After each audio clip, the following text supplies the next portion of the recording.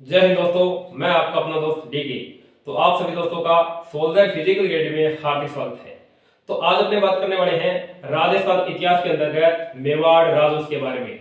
और दोस्तों, राजस्थान की जितनी भी भर्ती हैं उसमें मेवाड़ से संबंधित निश्चित ही क्वेश्चन पूछे जाते हैं और मैं आपको बिल्कुल जीरो लेवल से लेकर उच्च लेवल तक पढ़ाने वाला हूँ। और साथ में आप नोट्स बना लीजिए ताकि दोस्तों जब भी आप पढ़ें तो आपको गाइड पढ़ने की जरूरत ना पड़े, बुक पढ़ने की जरूरत ना पड़े, क्योंकि आपको जो पढ़ाने वाला हूँ मैं बहुत ही स्ट्रिक्ट जानकारी और विस्तृत तरीके से पढ़ाने वाला हूँ। तो आइए दोस्तों शुरुआत करते हैं मेवाड़ राजवंश के बारे में। तो सबसे पहले बात करें कि मेवाड़ का अर्थ क्या है। तो मेवों या मेरों से रक्षित प्रदेश है उसे मेवाड़ कहा जाता है। क्या है?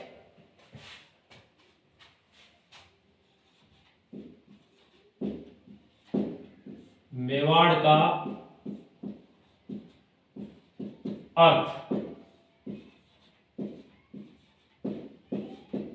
मेवों या मेरों से रक्षित प्रदेश।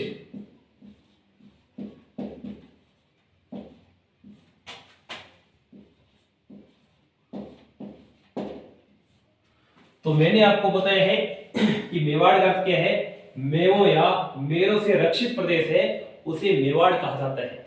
और मेवाड़ में यहाँ लगभग इनका जो मेवाड़ी राजाओं का जो शासनकाल रहा है 1350 वर्ष।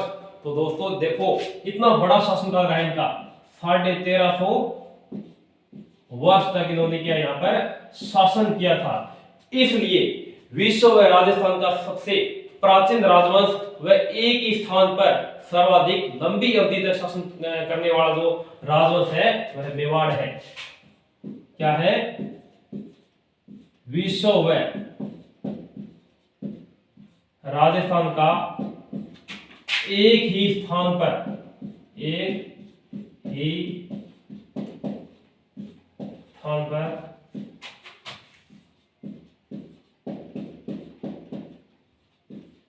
सर्वाधिक लंबी अवधि तक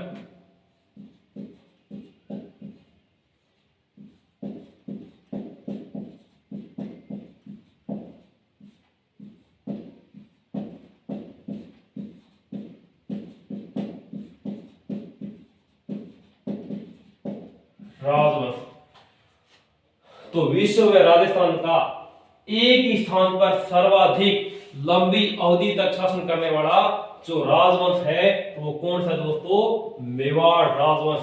और ये आपको मैंने बताया है कितने वर्ष तक इन्होंने शासन किया था, 1350 वर्ष, यानी 1350 वर्ष तक इन्होंने क्या है शासन किए। तो बहुत बड़ा बहुत लंबा शासनकाल इनका रहा था। तो आगे बात करें इसके बाद में जो मेवाड़ है, तो आपको पता होना चाहिए मेवाड़ है ये किस क्षेत्र को कहा जाता है या कौन कौन से क्षेत्र को कहा जाता है। तो मेवाड़ है मुख्य रूप से उदयपुर, चित्तौड़गढ़, प्रतापगढ़ व राजसमंद, इसके जो आसपास का क्षेत्र है उसे क्या कहा जाता है? मेवाड़ कहा जाता है। तो मुख्य रूप से उदयपुर,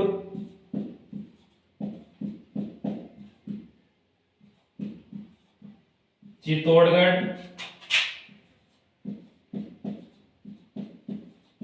प्रतापगढ़ और राजसमंद, इसके जो आसपास का क्षेत्र है वो क्या कहलाता है? मेवाड़ कहलाता है। क्या कहलाता है? मेवाड़ कहलाता है। तो मैंने आपको बताया है कि उदयपुर, चित्तौड़गढ़, प्रतापगढ़, राजसमंद, इसके आसपास का क्षेत्र है वो क्या कहलाता है?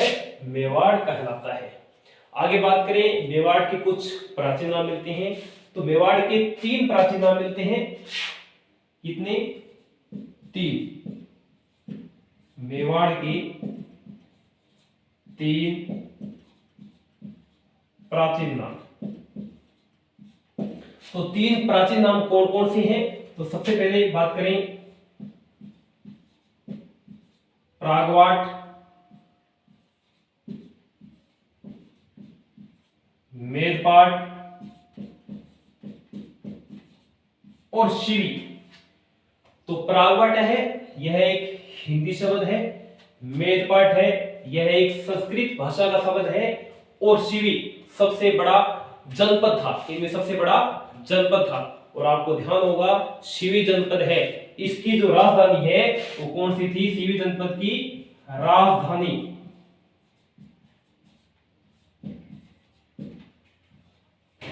माध्यमिका।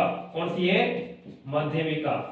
और माध्यमिका को वर्तमान में क्या कहा जाता है? नगरी। वर्तमान में इन्हें क्या कहा जाता है?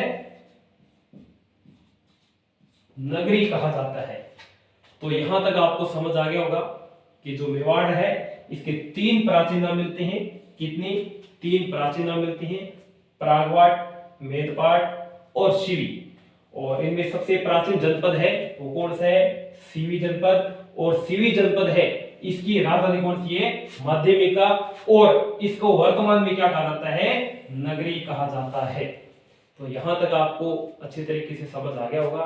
और मैं आपको बता देता हूं, जो सीवी जनपद है यहां से प्राचीनतम गुप्तकालीन सिक्के भी प्राप्त हुए हैं। क्या है? जो सीवी जनपद है यहां से प्राचीनतम गुप्तकालीन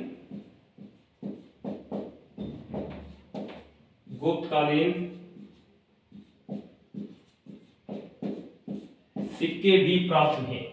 तो ये क्वेश्चन मोस्ट इंपोर्टेंट है। यहां से एक और क्वेश्चन बन गया है कि सीवी जनपद है, यहां से क्या है?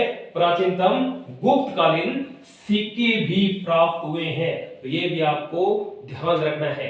और आपको मैं बता देता हूं, जनपद है, ये जनपद से मिलकर क्या है? महाजनपद बने थे। क्या है? जनपद मिलकर महाजनपद बने थे। और आपको ध्यान होगा जो भारत में कुल महाजनपदों की संख्या है वो कितनी है? 16। कुल महाजनपद है भारत में, उनकी संख्या कितनी है? 16। और इनकी जो जानकारी मिलती है 16 महाजनपदों की, वो कहां से मिलती है? बौद्ध ग्रंथ अगुंतर निकाय में। कहां मिलती है?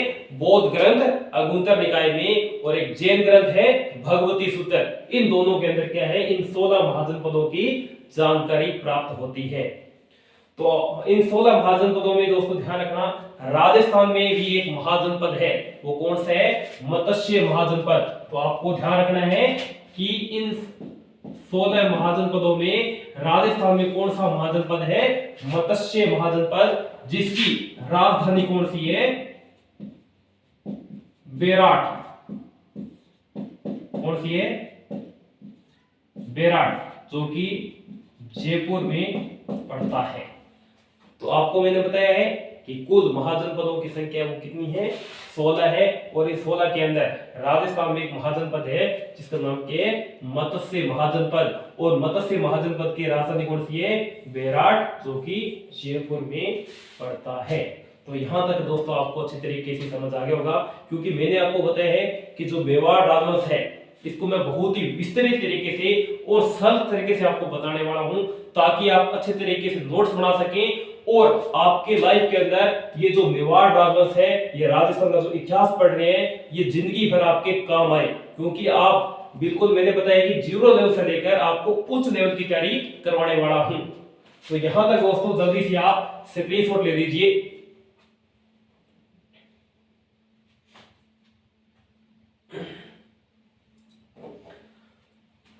तो आगे बात करें इसके बाद में।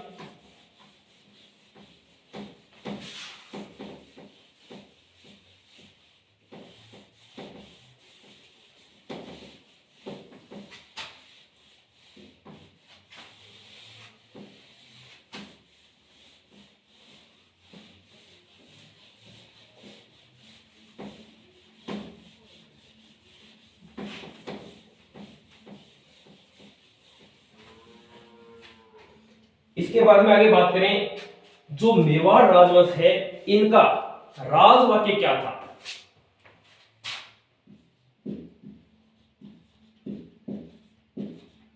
इनका राजवाक्य क्या था? जो दृढ़ रखे धर्म को,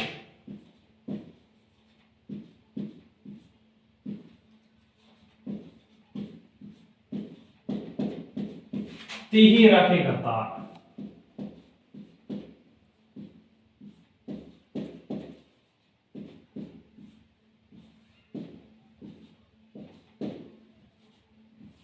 तो मैंने आपको बताया है कि जो मेवाड़ राजवंश है इनका राजवाक्य क्या है, तो दृढ़ राखी धर्म को तिहि राखी करतार। आगे बात करें इनका राजध्वज,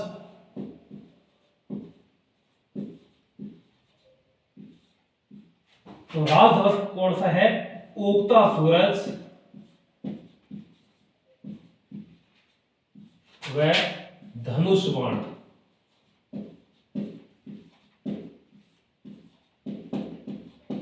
उगता सूरज व धनुष बाण इनका क्या है, राजध्वज है। और मैं आपको बता देता हूं, जो मेवाड़ी राजवंश है, मेवाड़ी राजा है, इनका जो राजशिला करते थे वो कौन करते थे, भील।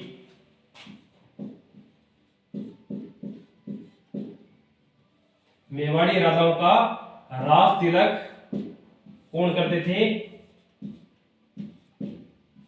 भील, जो कि मुख्य रूप से उंदरी व ओगना गांव के थे। कहां के थे ये भील, उंदरी व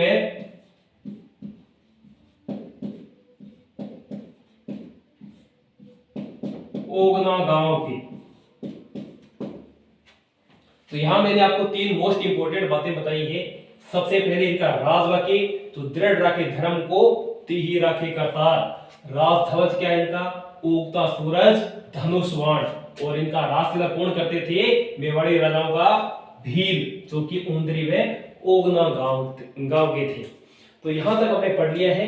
आगे बात करें इसके बाद में दोस्तों, तो मेवाड़ राजवंश है, इनके जो कुल देवता थे वो कौन है,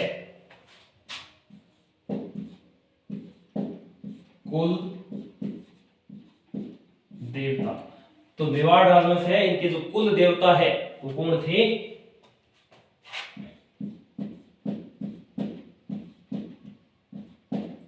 एकलिंग जी।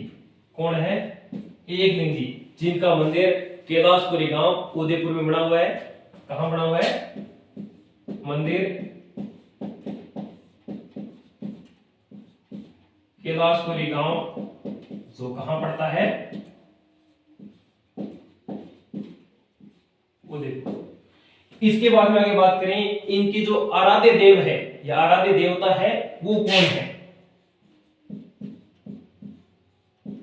आराध्य देवता,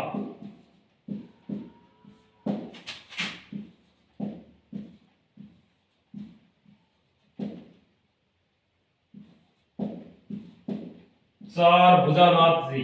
तो इनके आराध्य देव कौन है, चार भुजानाथ जी, जिनका मंदिर कहां है, गढ़बोर राजसमंद, गढ़बोर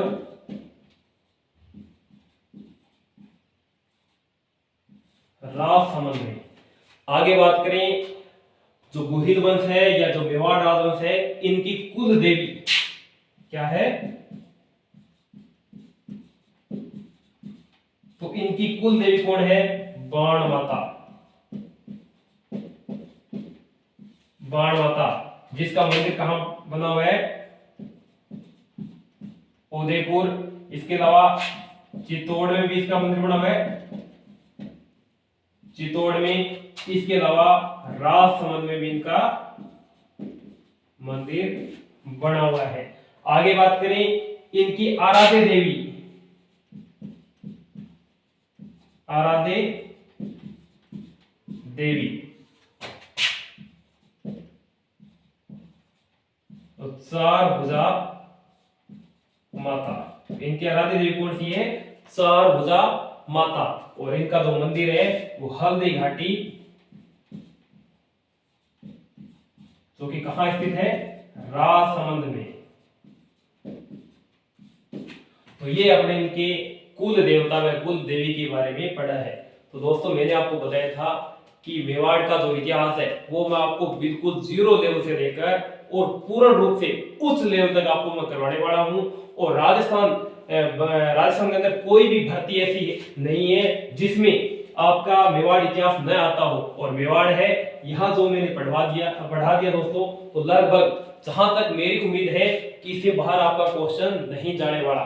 तो आप धैर्य बनाकर और पूरा स्टिक जानकारी के साथ आप पढ़ें, क्योंकि जो आपको मैं जो भी चीजें करवा रहा हूँ ये पूर्ण रूप से एक प्रमाणित चीजें हैं, क्योंकि ये जो है ये चीजें हैं प्रमाणित बुकों से पड़ी हुई है। और आपको पता होगा दोस्तों, बहुत सारे लोगों को कई सालों तक, कई वर्षों तक यही नहीं पता चलता कि हम कौन सी बुक पढ़े, कौन सी ना पढ़े। क्योंकि आपको पता है लोग आजकल ज्यादातर के गाइडों का उपयोग करते हैं, और गाइड में आपको पता है इतना डीपली और गहराई से नहीं लिखा होता। और बुक एक आपको पता है ऑथेंटिक या प्रमाणित बुक होती है, और बुक से हमेशा पढ़ना चाहिए आपको, जो भी चीजें आप पढ़े।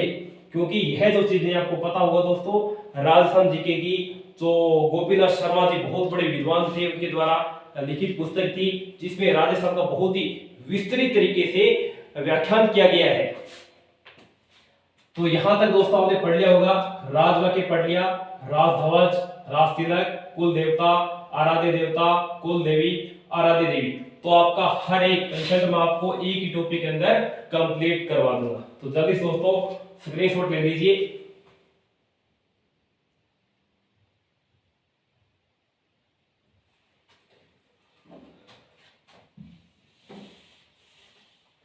तो आगे बात करें दोस्तों,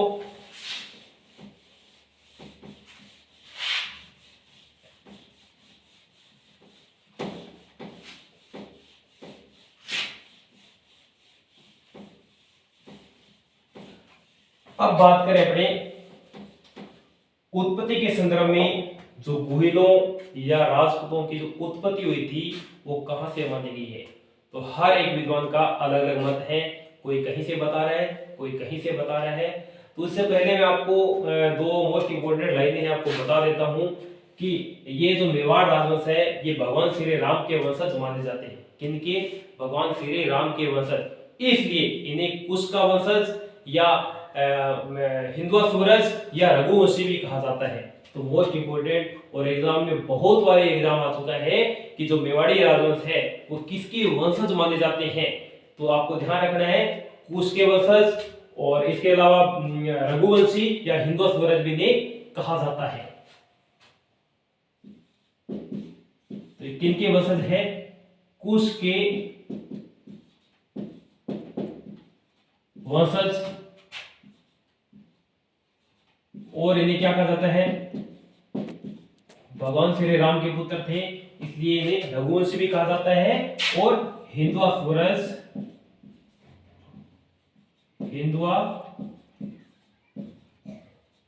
सूरज भी कहा जाता है।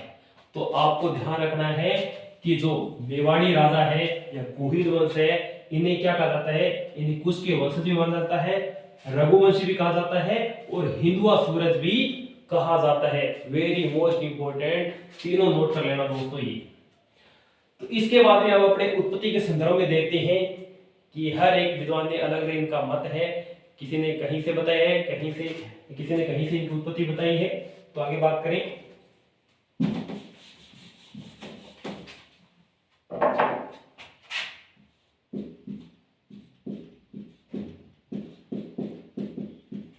गुहिलों या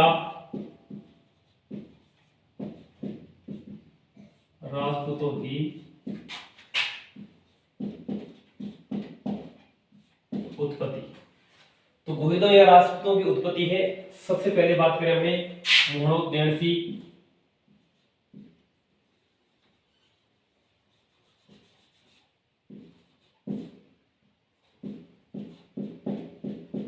मोहणोत नेणसी व मोहणोत नेणसी व गौरी शंकर हीराचंद ओझा के अनुसार गौरी शंकर हीराचंद ओझा के अनुसार, तो इन्होंने इनको क्या माना है? सूर्यवंशी माना है। क्या माना है?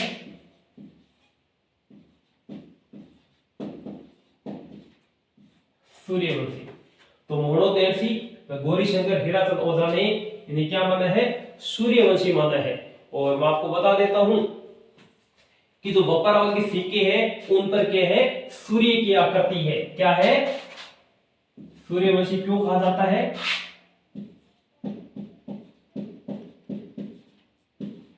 बप्पा रावल के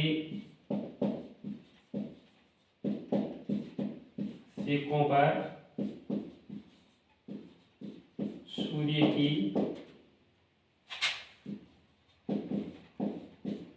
आकृति। इसके अलावा जो मेवाड़ी ध्वज है उसमें भी सूर्य की आकृति है। क्या है? मेवाड़ी ध्वज,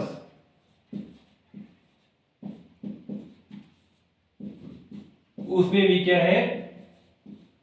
सूर्य की आकृति है। इसके अलावा राणा रायमल का लेख है, उसमें भी क्या है? सूर्य की आकृति है। इसलिए इन्हें क्या कहा जाता है? सूर्यवंशी भी कहा जाता है। तो मैंने आपको बताया है कि मोहनोद नेहर्सी व गौरी शंकर हीराचंद ओझा के अनुसार ये क्या थे? सूर्यवंशी थे, क्योंकि बप्पा रावल के सिक्कों पर सूर्य की आकृति मिली है। मेवाड़ी ध्वज है, उसमें भी सूर्य की आकृति है। राणा रायमल का लेख है, उसमें भी क्या है? सूर्य की आकृति है। आगे बात करें, मोहनोद नेहर्सी ने इनकी जो कुल शाखाएं बताई है वो 24 शाखाएं बताई है। कितनी बताई है? कुल शाखाएं। तो गुहिलों की कुल शाखाएं हैं मोहनोद नेहर्सी के अनुसार कितनी है? 24 शाखाएं है। इसके अलावा अगर आगे बात करें तो जो गुहिल वंश है इनको विदेशी किस किसने माना है? तो एक तो है वी.ए. स्मिथ। क्या है? वी.ए. स्मिथ व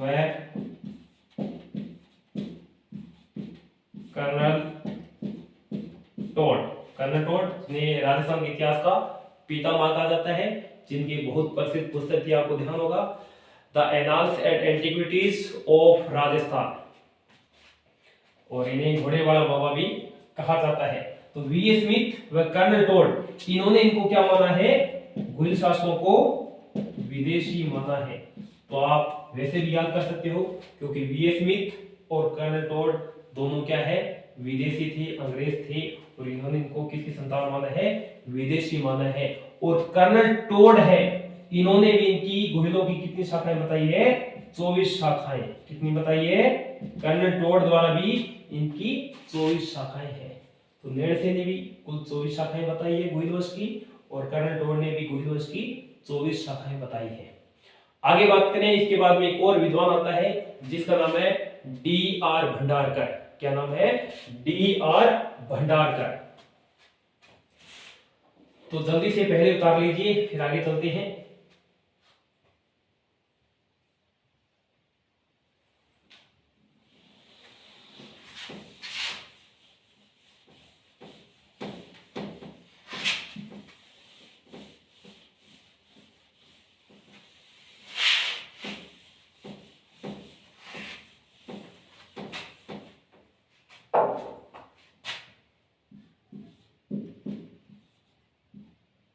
डी.आर.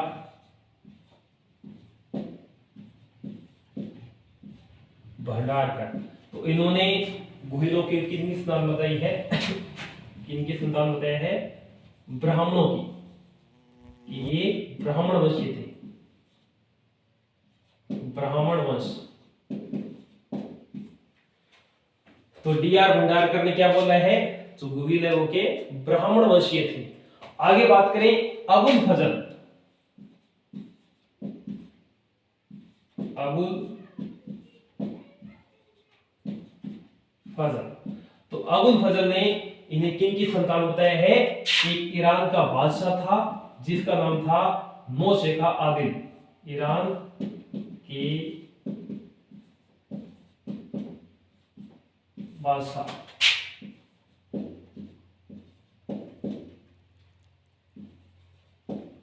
नौशेखा आदिल की संतान है।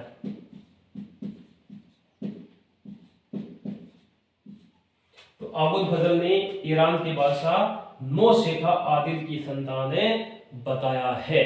इसके बाद में आगे बात करें, कवि श्यामल दास है, जो कि बहुत एक प्रसिद्ध कवि थे, कवि राजा श्यामल दास। उन्होंने इनको वल्लभी गुजरात के निवासी बताया है।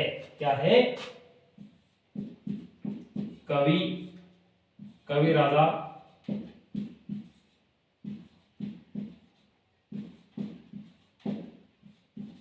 कवि राजा श्यामल दास ने इन्हें कहां का निवासी बताया है? वल्लभी, जो कहां पड़ता है? गुजरात। तो कवि राजा श्यामल दास ने कहां का निवासी बताया है? वल्लभी, जो कहां पड़ता है? गुजरात में। आगे इसके बाद में एक अभिलेख आता है जिसके बारे में आप जानते होंगे, आठपुर या आहड़ अभिलेख, जो कि उदयपुर में मिला था और शक्ति कुमार द्वारा ये लिखित है, रचित है।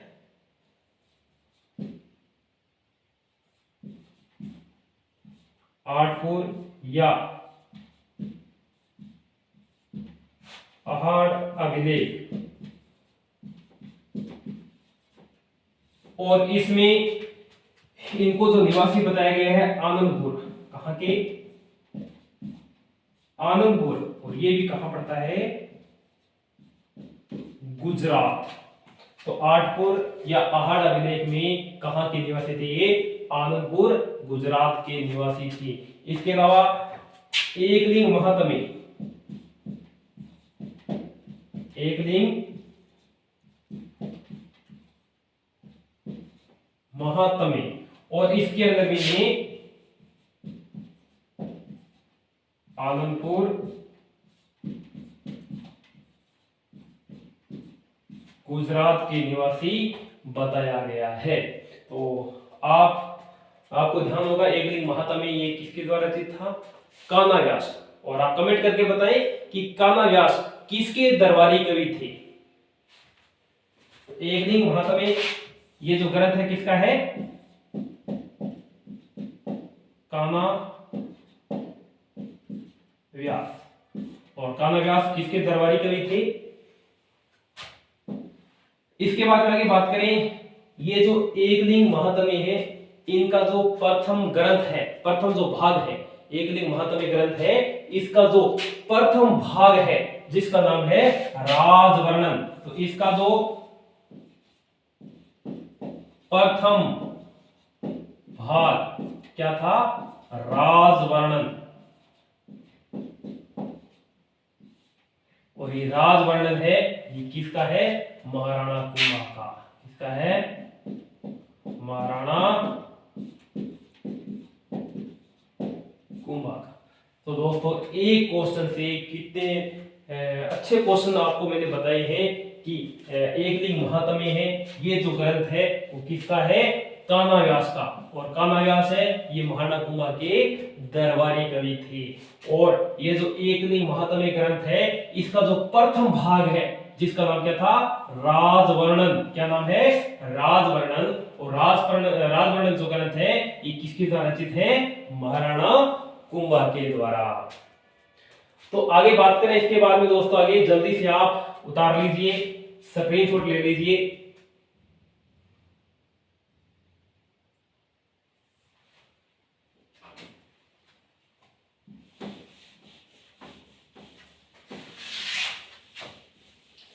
तो ये अपने अभी तक उत्पत्ति के संदर्भ में बातें कर ली है।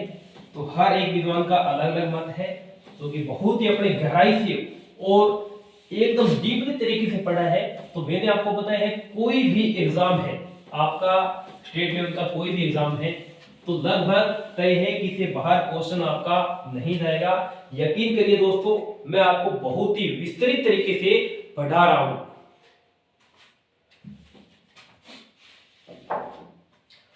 अब बात करें जो मेवाड़ राजवंश है, इनकी मुख्य रूप से दो शाखाएं हैं। मुख्य रूप से जो शाखाएं हैं वो कितनी है? दो शाखाएं हैं। एक है गोहिल वंश और एक है सिसोदिया वंश।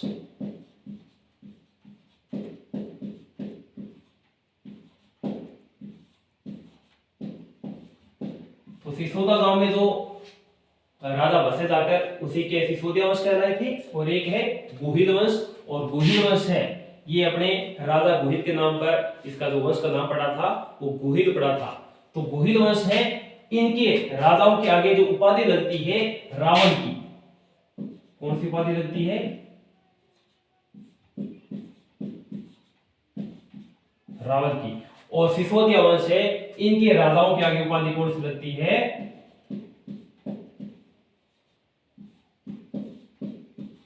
राणा की। कौन सी उपाधि लगती है? राणा की। तो आगे बात करें कि गुहिल वंश की जो नींव रखी थी वो किसने रखी थी? तो पहले अपने गुहिल वंश के बारे में पढ़ेंगे।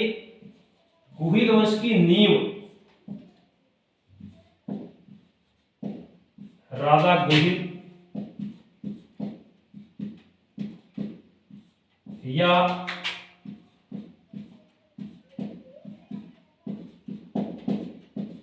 गुहिलोत या गुहादिति, तो तीनों एक ही नाम है, ध्यान रखना दोस्तों। राजा गुहिल, गुहिलोत या गुहादिति के नाम से भी इन्हें जाना जाता है। और इन्होंने जो नींव रखी थी गुहिल वंश की 566 ईस्वी में। कब रखी थी? 566 ईस्वी में। तो आगे बात करें राजा गुहिल के बाद में कुछ और अन्य राजा हुए थे जिनके बारे में आपको बता देता हूं। कौन कौन से राजा हुए थे? तो सबसे पहले जो ये राजा गुहिल है इनका थोड़ा अपने चर्चा कर लेते हैं। उसके बाद में जो इनके बाद अन्य राजा हुए उनके बारे में आपको बताऊंगा। तो राजा गुहिल है, इनके जो पिता थे जिनका नाम था शिलादित्य। क्या नाम था? शिलादित्य। तो पहले आप ये उतार लीजिए, इसके बारे में आपको थोड़ा इनका परिचय बता देता हूं राजा गुहिल का।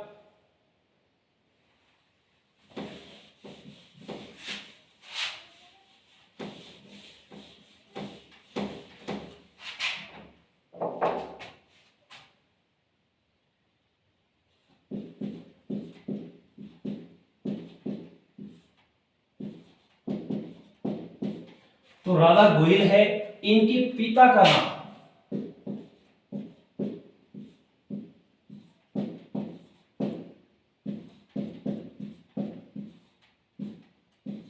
शिलादित्य। तो आपको ध्यान रखना है, जो राजा गुहिल है इनके पिता का नाम शिलादित्य था, माता का नाम पुष्पावती। माता का नाम क्या था? पुष्पावती। और इनका जो पालन पोषण किया था, पालन पोषण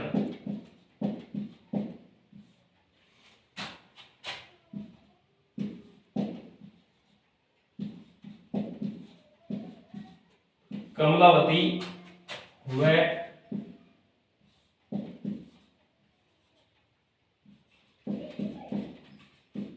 विजयादित्य ने। किसने किया था? कमलावती व विजयादित्य ने। विजयादित्य एक ब्राह्मण था जो बाद में इनको गोद दे दिया गया था, विजयादित्य को, गुहिल को, गुहिल इनको गोद दे दिया गया था। तो अपने अभी तक बात की है, इनके पिता का नाम शिलादित्य, माता का नाम पुष्पावती और पालन पोषण किया था कमलावती व विजयादित्य ने। आगे बात करें जो राजा गुहिल है इनका जो राष्ट्र किया था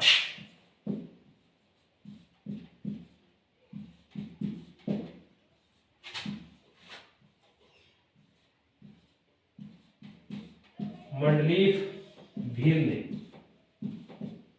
तो राजा गुहिल का राष्ट्र किसने किया था? मंडलीफ भील ने। तो इनके परिचय के बारे में बात की अपने। राजा गुहिल है, इनका परिचय था। तो राजा गुहिल के पिता का नाम शिलादित्य, माता का नाम पुष्पावती, पालन पोषण कमलावती विजयादित्य और राष्ट्र के मंडलीफ भील ने किया था। इसके बाद में कुछ अन्य राजा हुए थे। तो इनके बाद में राजा भोज। तो राजा गुहिल के बाद में आगे जो हुए थे, कौन हुए थे? राजा भोज। राजा इधर साइड में लिख देता हूं मैं,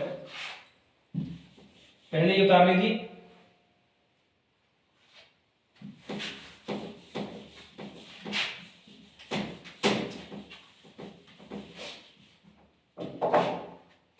तो इनके बाद में कौन हुए थे? राजा भोज, राजा नाग या इन्हें नागादित्य भी कहा जाता है। राजा भोज, राजा नाग या नागादित्य, महेंद्र प्रथम,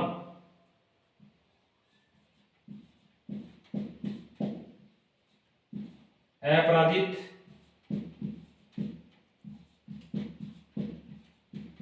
शिवादित्य, महेंद्र सेकंड। तो इनके बाद में कुछ और राजा हुए थे जिनका नाम था राजा भोज, राजा नाग या नागादित्य, महेंद्र प्रथम, अपराजित, शिलादित्य और महेंद्र सेकंड। तो बात करें राजा गोहिल ने, जब मेवाड़ में गोहिल वंश की नींव रखी थी तो उस समय वीरनगर स्थान है जो यूपी में पड़ता है। कौन सा? वीरनगर, जो कि कहां पड़ता है? यूपी में। तो राजा गोहिल ने जब मेवाड़ में 566 ईस्वी में गोहिल वंश की नींव रखी थी, उस समय वीरनगर यूपी के साथ में भील सेना लेकर आए थे। क्या था?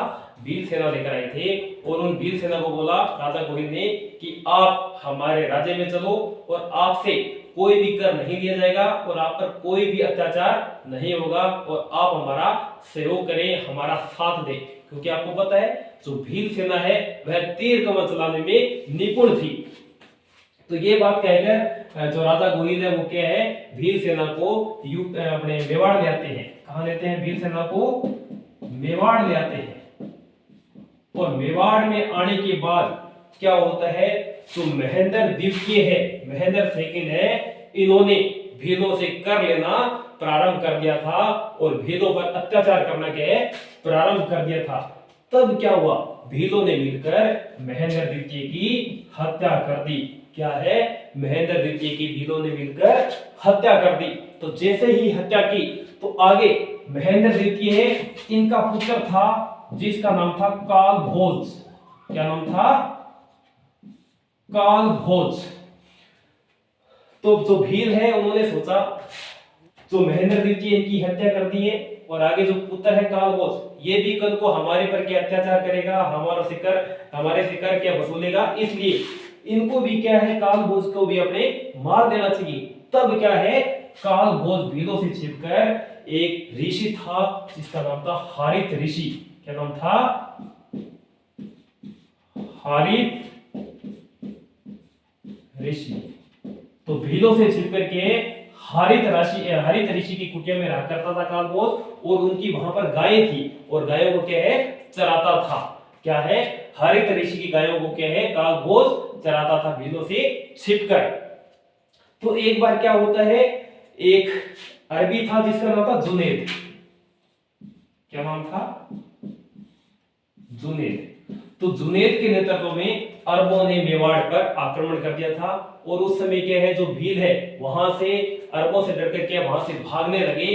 और तब क्या है, जो काल भोज है उन्होंने क्या है, भीलों की क्या है, रक्षा की थी। और जब रक्षा की थी, इस बात का जैसे ही हरित ऋषि को पता चला कि भीलों की क्या है, काल भोज ने रक्षा की है, तब उन्होंने एक प्रसन्न होकर एक इनको उपाधि दे दी थी जिसका नाम था बप्पा रावल। तो आपको पता होगा कि इनका जो मूल नाम था बप्पा रावल का, वो क्या है, काल भोज। तो बप्पा रावल का मूल नाम क्या था, काल भोज। और इनकी उपाधि कौन सी थी, बप्पा रावल। और बप्पा का अर्थ होता है जो बाप के समान हो। क्या हो? जो बाप के समान हो उसे बप्पा कहा जाता है। तो इनको उपाधि कौन सी मिली थी, बप्पा रावल की, जो कि किसके द्वारा दी गई थी, इनके गुरु जिनका नाम था हारित ऋषि, जो कि काल भोज के गुरु हारित ऋषि द्वारा दी गई थी। और इसके बाद में 734 से लेकर 753 के मध्य आगे जो नेक्स्ट उत्तराधिकारी बनते हैं वो काल भोज, जिन्हें बप्पा रावल के नाम से भी जाना जाता है। तो उन्होंने गद्दी पर बैठते ही सबसे पहले मेवाड़ की प्रथम राजधानी बनाते हैं नागदा। कौन सी बनाते हैं, नागदा। तो मेवाड़ की 3 राजधानी बनती है, एक नागदा, उसके बाद में आहड़ जो कि राजा अल्लट के द्वारा बनाई गई थी। और अल्लट आपको पता होगा, अल्लट को एक उपाधि थी आलू रावल की। कौन सी है, आलू रावल की उपाधि दी गई थी। और इसके बाद में तीसरी राजधानी बनती है चित्तौड़। कौन सी बनती है? चित्तौड़, जो कि जेतर सिंह द्वारा बनाई गई थी। तो मेवाड़ की 3 राजधानियां, प्रथम राजधानी अपने बन चुकी है यहाँ पर नागदा, जो किसने बनाई थी? बप्पा रावल ने। और दूसरी राजधानी आहड़, जो कि राजा अल्हड़ द्वारा बनाई गई है। और तीसरी राजधानी जेतर सिंह द्वारा चित्तौड़ को बनाई गई है। तो मेवाड़ की कितनी राजधानियां होगी?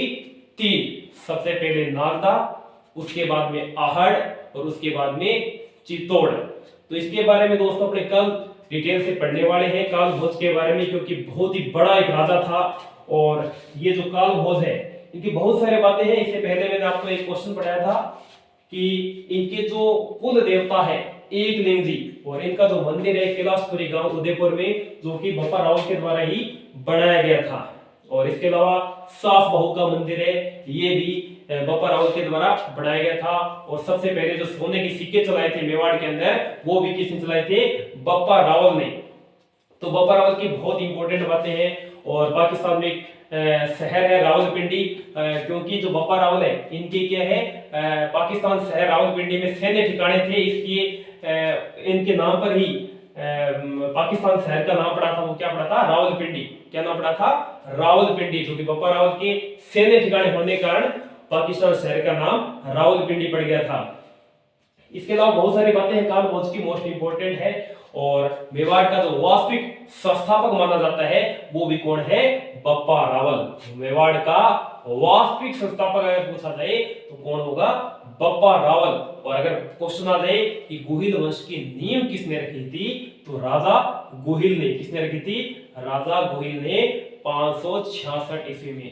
तो दोस्तों मैंने आपको बताया था कि मैं आपको बिल्कुल 0 लेवल से लेकर उच्च लेवल तक पढ़ाने वाला हूं। और आपको YouTube पर बहुत कम मात्रा में ऐसे वीडियो मिलेंगे जो पूरा संपूर्ण सार एक वीडियो के अंदर आपको मिल जाए, क्योंकि YouTube पर पढ़ाते हैं बहुत अच्छे लोग, बहुत बड़े बड़े विद्वान हैं। मैं तो कुछ भी नहीं हूं, मेरे से बहुत बड़े बड़े विद्वान बैठे हैं जो अच्छे तरीके से, बहुत अच्छे तरीके से आपको पढ़ाते हैं। लेकिन आपको एक संपूर्ण और सरल तरीके से जो निचोड़ लेकर आया मेवाड़ राजवंश का, अगर आपने यहाँ पढ़ लिया तो आपको कहीं भी जाने की जरूरत नहीं है। ना आपको कहीं कोचिंग में जाने की जरूरत नहीं है, ना कहीं आपको कोई गाइड पढ़ने की जरूरत है, ना कोई आपको बुक पढ़ने की जरूरत पड़ेगी। क्योंकि मैं आपको जो करवा रहा हूँ बहुत ही स्ट्रिक्ट जानकारी के साथ, बहुत ही विस्तृत तरीके से और पूरा एकदम ऑथेंटिक और प्रमाणित बुकों से मैं आपको करवा रहा हूं। तो दोस्तों आज अपने यहां तक पढ़ेंगे। अगर आपको ये क्लास पसंद आई हो तो वीडियो को दोस्तों ज्यादा से ज्यादा लाइक करिए और आगे दोस्तों में शेयर करिए, ताकि और जो लोग हैं उनको भी पता चले कि मेवाड़ राजवंश क्या चीज है और हम कैसे पढ़े, कैसे इसके नोट्स बनाए। और चैनल पर नए हो दोस्तों तो आप सब्सक्राइब करना न भूले, क्योंकि आप सब्सक्राइब करोगे तो जितने भी नए नए जो वीडियो है इस चैनल पर आपको मिलते रहेंगे और आपके पास नोटिफिकेशन आते रहेंगे। ठीक है दोस्तों, आज यहां तक पढ़ेंगे। सभी को वंदे मातरम, जय हिंद, सभी को ऑल द बेस्ट।